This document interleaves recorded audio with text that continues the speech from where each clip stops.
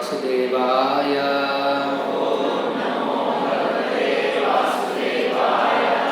Om Namo Bhagavate Vasudevaya. Om Namo Bhagavate Vasudevaya. Narayanam Namaskrutyam Naram Chaiva Narottamam Devim Saraswatim Vyasam Tatho Jayamudhiraye Nashtaprayeshu Abhadreshu Nityam Bhagavata Sevaya Bhagavati Uttama Shloke Bhakti Bhavati Naistiki. Reading from Srimad Bhagawatam, Canto 1, Chapter 1 and Text 2. So we will read the verse together. Dharmaha Rojita Kaitavo Atra Paramo Nirmasarana Satam Vedyam Vastavam Atra Vastu Shivadham Tapatraya Unmoolanam Srimad Bhagavate Mahamunikrute Kim Va Parair Ishvaraha Sadhyo Rudhi Avarudhyate Atra Kritibihi Shushrushubihi Takshana. Translation and purport by His Divine Grace A.C. Bhaktivedanta Swami Prabhupada. Translation: completely rejecting all religious activities which are materially motivated, this Bhagavad Puran propounds the highest truth, which is understandable by those devotees who are fully pure in heart. The highest truth is reality distinguished from illusion for the welfare of all. Such truth uproots the threefold miseries. This beautiful Bhagavatam, compiled by the great sage Vyasadeva in his maturity, is sufficient in itself for God realization. What is the need of any other scripture? As soon as one attentively and submissively hears the message of Bhagavatam, by this culture of knowledge, the Supreme Lord is established within his heart.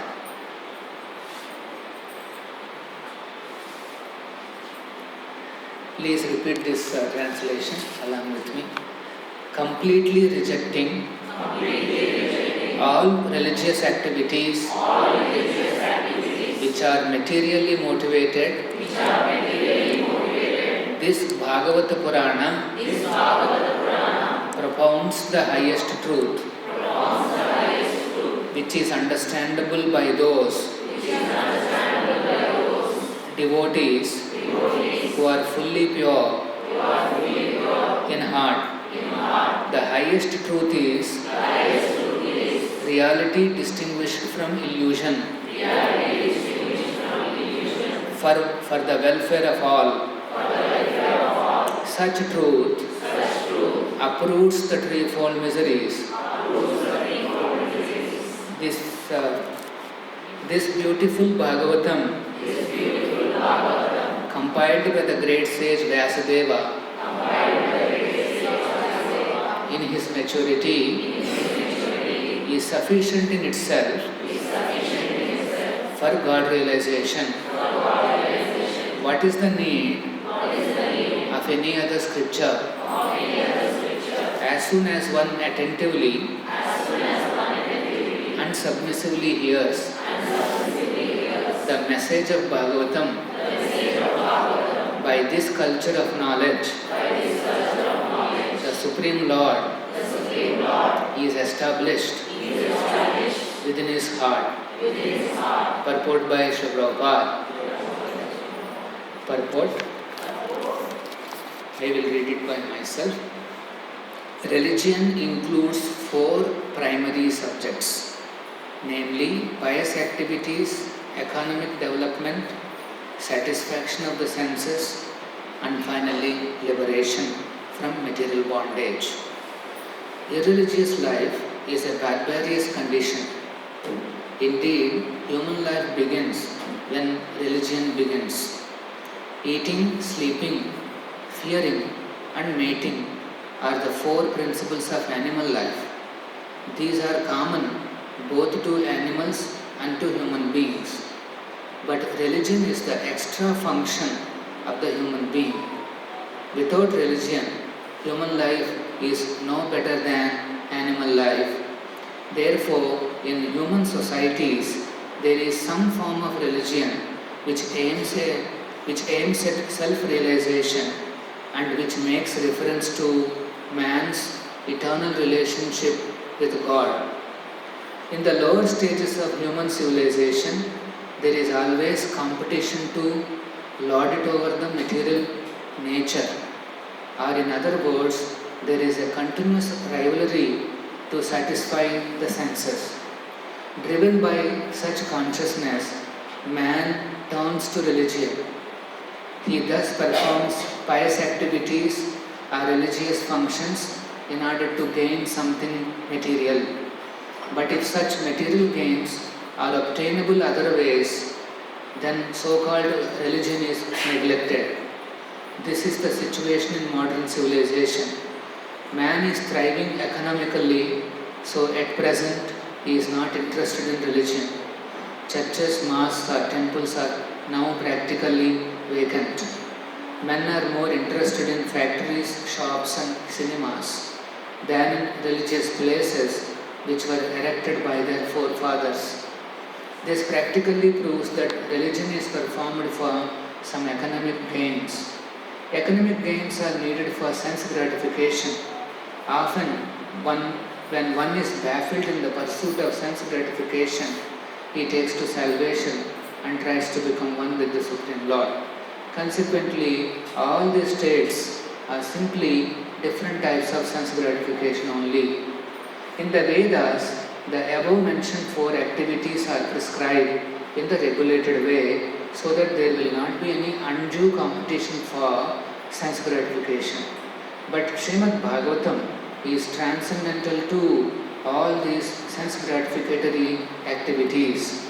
It is purely transcendental literature which can be understood only by the pure devotees of the Lord who are transcendental to competitive sense gratification. In the material world, there is keen competition between animal and animal, man and man, community and community, nation and nation. But the devotees of the Lord rise above such competitions. They do not compete with the materialists because they are on the path back to Godhead, where life is eternal and blissful. Such transcendentalists are non-envious and pure in heart. In the material world, everyone is envious of everyone else, and therefore there is competition. But the transcendental devotees of the Lord are not only free from material envy, but are well-wishers to everyone, and they strive to establish a competition-less society with God in the center. The contemporary socialist conception of a competition-less society is artificial because in the socialist state there is competition for the post of dictator. From the point of view of the Vedas or from the point of view of common human activities, sense gratification is the basis of material life. There are 3 paths mentioned in the Vedas. One involves fruitive activities to gain promotion to better planets. Another involves worshipping different demigods for promotion to the planets of the demigods. And another involves realizing the absolute truth and his impersonal feature and becoming one with him. The impersonal aspect of the absolute truth is not the highest. Above the impersonal feature is the Paramatma feature, and above this is the personal feature of the Absolute Truth or Bhagavan. Srimad Bhagavatam gives information about the Absolute Truth in his personal feature. It is higher than impersonal literature or higher than the Jnana-kanda division of the Vedas. It is even higher than the Karma-kanda division and even higher than the Upasana-kanda division, because it recommends the worship of the Supreme Personality of Godhead, Lord Sri Krishna. In the Karma-kanda, there is competition to reach heavenly planets for better sense gratification. And there is similar competition in the Jnana-kanda and Upasana-kanda. The Srimad Bhagavatam is superior to all of this because it aims at the Supreme Personality of Godhead, which is the substance or root of all categories. From Srimad Bhagavatam, one can come to know the substance as well as the categories. The substance is the Absolute Truth, the Supreme Lord, and all emanations are relative forms of energy. Hence the Bhaktivedanta Purpoto Majnanatimiram Dasya Dhananjana Shalakaya Chakshurunmilitam Ena Tasmai Shri Gurave Namaha Namo Vishnu Padaya Krishna Preshtaya Bhutale Srimate Bhaktivedanta Swamin Nitinamine Namaste Saraswate Deve Gauravani Pracharine Nirvishesha Shunyavadi Pashyata Deshakarine Jaya Shri Krishna Chaitanya Prabhu Nityananda Shri Advaita Gadadhara Shivasadi Gaura Bhakta Vrinda Hare Krishna Krishna Krishna Hare Hare Hare Rama Rama Rama Hare Hare. So today we are discussing the second verse of the Srimad Bhagavatam, which throws light on religion, dharma, Sanatan dharma, and many other concepts. So these will take a little time to explain and understand. So today and in the next week we will try to complete this shloka. So the purpose of Srimad Bhagavatam is to establish competition-less peaceful society where everybody can enjoy on the facilities that Krishna has provided in this universe, in this world, but without that anxiety, without that competition, or without fighting with each other.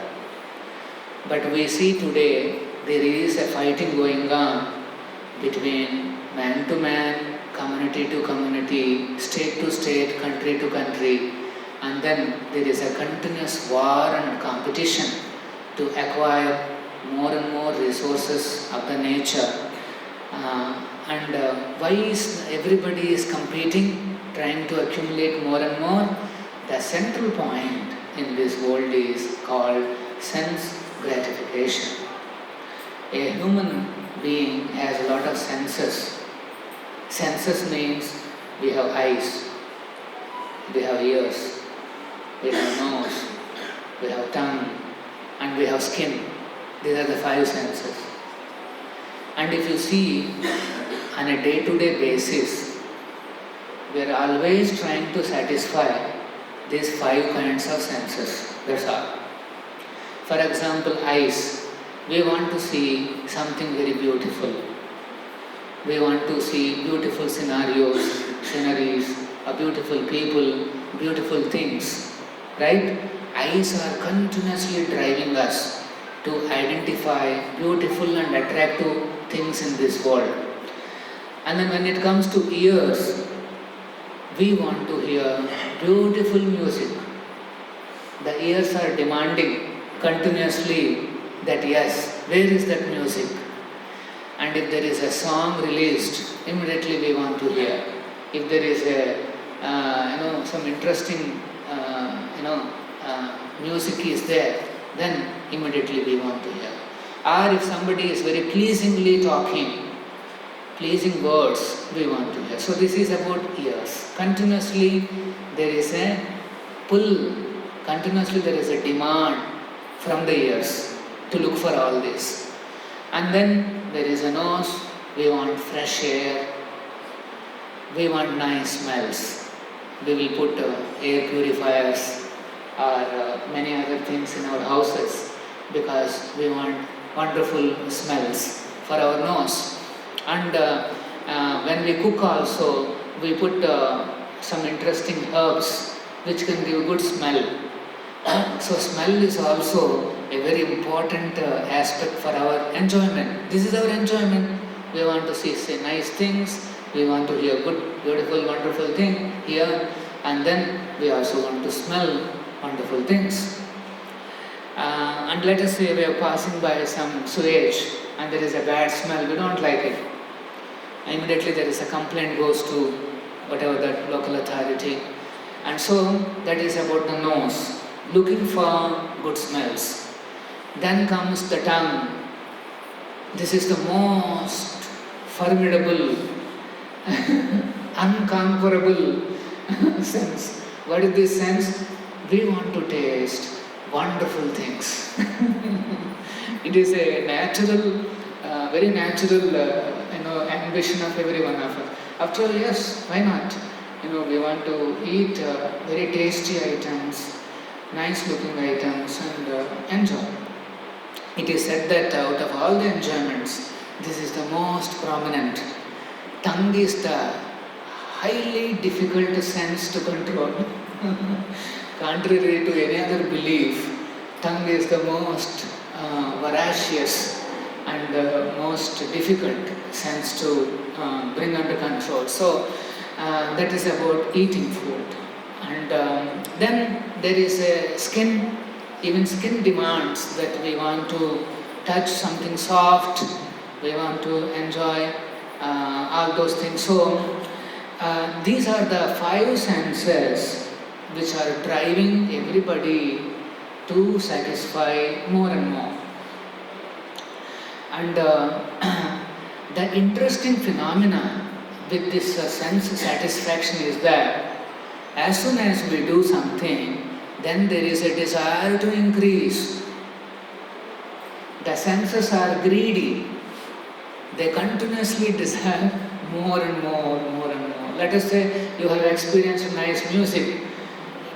Your next expectation is, it should be much better than this. Yes or no? So continuously the senses will be driving us towards more and more, more and more, more and more. Let us say we may have some nice looking things in our house, say 100 members. No, we are not satisfied. We want to bring more and then decorate the house even more nicely, even more wonderfully. This is how everyone is driven to satisfy these senses, and that's why this is called sense gratification. Now what happens because of this?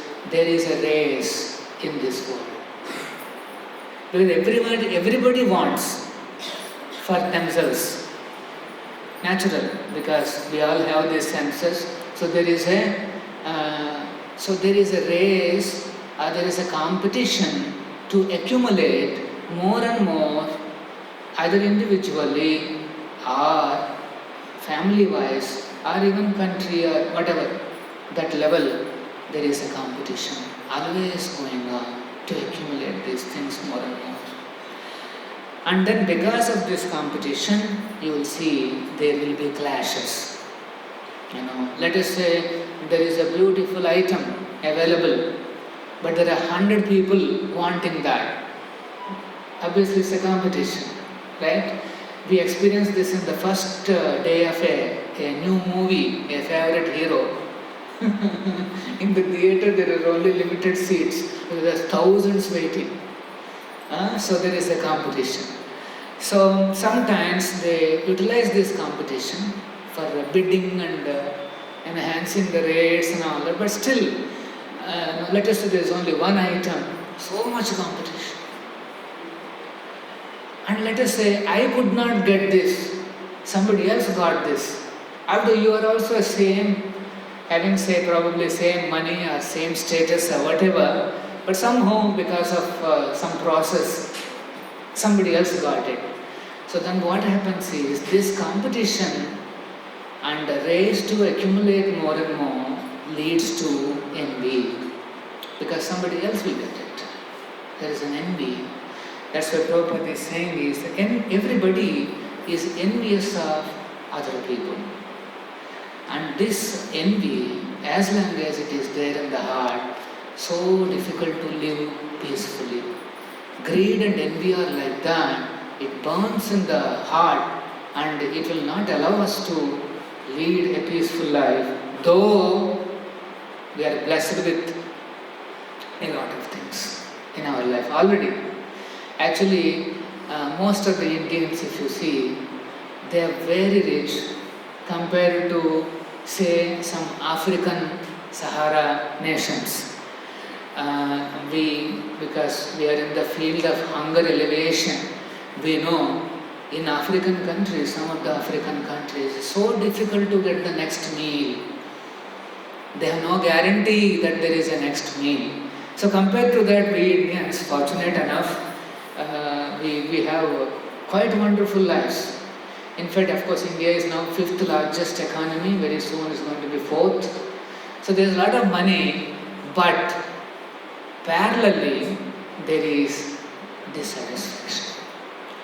So, in the human society, what is advised is, apart from these pursuits, you should accept religion.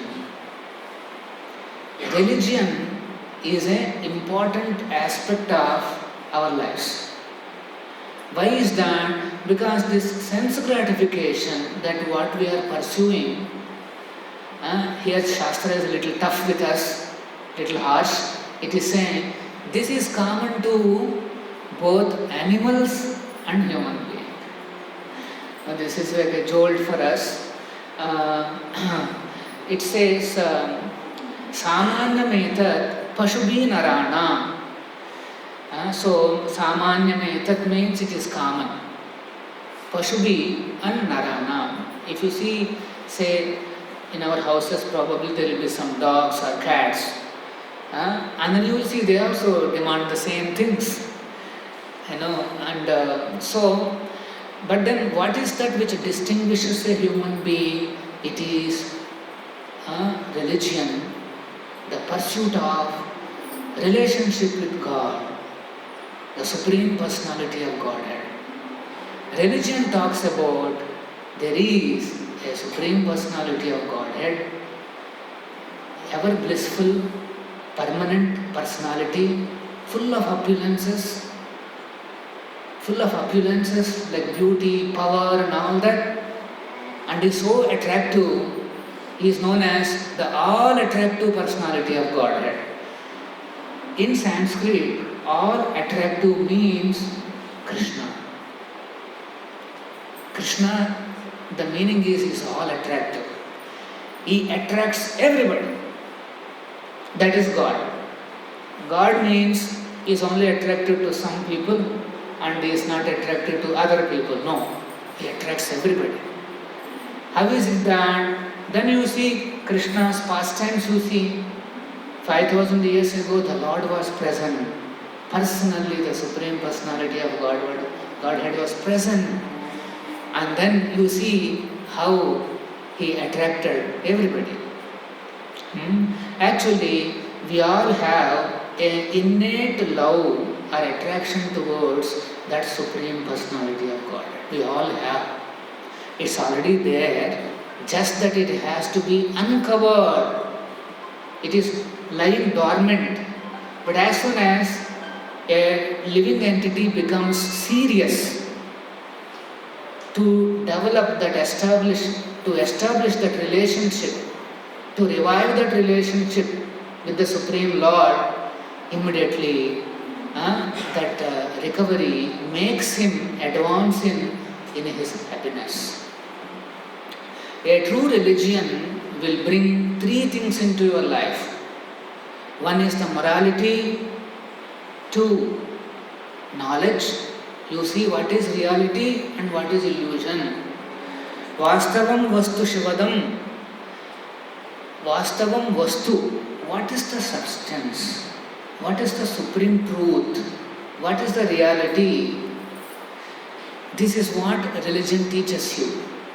Then you may say, okay, by understanding all these truths, what will I get? It says, Tapatraya Unmoolanam. It uproots Tapatrayas. Telugulo kuda undi kada ee padam Tapatrayalu ani. Actually, Telugu is very much derived from Sanskrit. Sanskrit is called the mother of all languages. So, Tapatraya Unmoolana. Now, what is this Tapatraya? Traya means three. Tapa means miseries. Three types of miseries. See, Bhagavatam is so scientific. It says, whatever miseries we may have in this world can be categorized into three. That's all. All our miseries can be categorized into just three categories. What is that? One is called Adhyatmika. Adhyatmika means the miseries that come from our body and our mind. This is called Adhyatmika miseries. Body miseries we know, some fever, cold, cough, the endless items are there. Now, Shastra says there are miseries even from mind. What we call it as, say, anxiety, pressure, blah, blah, all those things, there are miseries. We don't want this any uncomfortable situation in the mind also. So this is the first category of misery called that which comes from body and mind. That is Adhyatmic. Then the second one is called Adi-Dhaivik. We may be very peaceful. Let us say you are seated peacefully in a park or in your apartment there is a nice garden. Peacefully you are seated. Evening time, 6 o'clock or so, comes mosquito.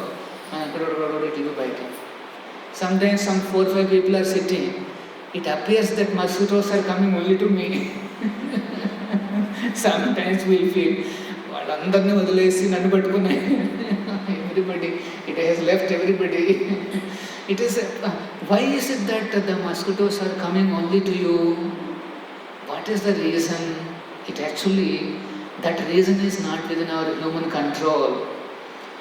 That is in the control of Prakriti, the nature. And that is called Adi-Dhaivik. Prakriti, this nature also gives you some miseries. For example, too much heat. Of course, Hyderabad is blessed with okay climate now, particularly this season will be very good. And so that is, but in say if you go to Kottagudam, Ramagundam areas, summer, it will be 46, 47 degrees. Can't bear, can't tolerate. So that is also from Prakriti. And we saw some few years back there was a big tsunami that is also created by the material nature. So this is called Adi-Dhaivik. Then comes the final type of misery, category of misery, and that is called Adhyatmik, Adi-Dhaivik and Adi-Bhautik. Adi-Bhautik means, it is from the other human beings and other animals. This is one more. Sometimes nature is good, like this season, we are happy, personally everything is going well, but there will be some envious people, they are watching you going up, and then their result will be, they will try to pull you down. You may be doing your duty, you may be going on nicely with your duties, but there are people, what can be done? They try to pull you down. So that becomes a misery. Like there is one officer told me, he met me, he's a police officer. And then he told me, Swamiji, I am following your this karma yoga. I am doing my duties very nicely, and then I am trying to serve the Supreme Lord. But then I am seeing there are so many politics and they are trying to pull me down, this and that. including my own boss is doing politics on me. So you know, what is this? I am doing my duties. Then I said, see, your duty includes politics. You have to manage these politics and the miseries which come from others. Part of the duty, you cannot say no. Anyway, coming back to this. So these are the three types of misery. They are called tapatraya. That's all. You cannot find any other misery in this world. Everything is categorized into these three. And Bhagavatam is saying, if somebody understands Bhagavatam and the truths, the Satya that is present in this Bhagavatam, then what happens? Tapatraya unmulanam. Pikilinchestunta. It will uproot. All these miseries have roots are there. So Bhagavatam is not only giving symptomatic treatment. Sometimes, let us say we go fever, take crocin, this, take that tablet, this tablet, like that. But there will be some root. So, for example, we see there is a crime, there is violence, there is there's so much of things in the society. We think there are many symptoms, so many solutions are required. No, only one solution. You uproot the miseries. If you can target the cause, the root cause, in some of the systems there is something called root cause analysis. They find the root cause, right? So if you can find the root cause of everything, that root cause will be uprooted by Srimad Bhagavatam. Very interesting. What is that root cause? It's basically ignorance. People do mistakes, people do all these things out of ignorance. What is this life? What is this world? What is my role here? Why should I do this? Why should I do that? There are so many questions. Only out of ignorance people just do mistakes. They get implicated in misery. So Bhagavatam is now giving us the ultimate truth, which will not change. Once you learn, that is there with you. But in our, regular job, we already did our engineering, blah, blah, many things, and then you are in a job. Not sufficient. Once in a while you have to do upskilling. Again you have to improve your knowledge, because what you learned is not sufficient. Yes or no? Bhagavatam is not like that. You learned this truth, it is there with you 24/7, always. So this is such a nice, beautiful concepts. So now religion is that way very important. Religion should be there. That is the distinguishing factor between an animal and a human being. Animals also have same tendencies that we have. Or put it in other words, we also have an animal portion. It is a fact. Eating, what is this animal portion? Ahara nidra bhayamaidunam cha samanyametat pashubhinarana. What is that animal portion that we have, which is common to animals? Ahara, that means eating. Nidra, sleeping. Ahara nidra, bhaya, fearing. We all have fears, our own fears in our lives. And we'll try to defend our fears by creating some safety systems, protective measures in each one of us. So that is called bhaya. Maidunam cha. And then also some maiduna. So procreation. So these four are common. So, but Prabhupada is mentioned here, religion is the extra function of the human being. What is religion? It is about understanding God, our relationship with Him. And what is my relationship with others? What is my relationship with this world? Everything is covered by Bhagavatam. See, we also should know, because we are all in a community, we also should know how to live together happily. Because nobody is alone in this world. We're all together. So many individuals are there. They have their own tastes, they have their own inclinations, they have their own food habits, many other habits. Now, isn't it important that we understand how to coexist, how to respect others, how to serve the community, how to serve the nation, how to serve this world, how to ensure nature? Now, currently, the problem for the modern world is we have exploited the material nature, this world so much. Now, there is a climate issue problem. If people had learned Bhagavatam and Bhagavad Gita, this problem wouldn't have come in the first place. If I know how I have to deal with the nature, then obviously I will be very careful in dealing with it. Now we are entering into deepest natural habitats, disturbing the balance within the material nature. And when you go and disturb something, it will attack you. That's what happened to COVID. COVID, why it is not there? It's not that that virus is newly created. It's all part of the nature. There's so many deepest species are there in this nature. How many species are there? According to Padma Purana, there are 84 lakh species in this universe. In that 11 lakh species are these viruses and small bacteria and blah blah. 11 lakhs. COVID means only one. That many species are there. Now you go and push them. Then what will happen? They will come to our areas. You take over their areas. They will come to our areas. For example, Telangana is facing some problem in some parts. What is that problem? Monkeys are coming into the towns.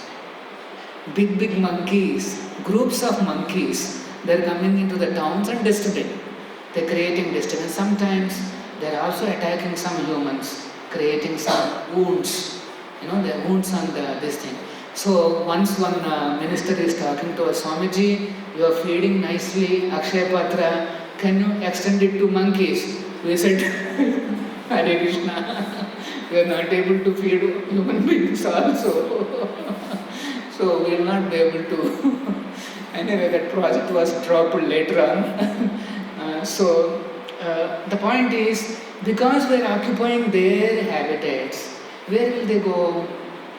Monkeys require trees, they require some fruits, they have their own ecosystem, and you go and disturb that ecosystem, then they need food. Ahara, nidra, all these things are common.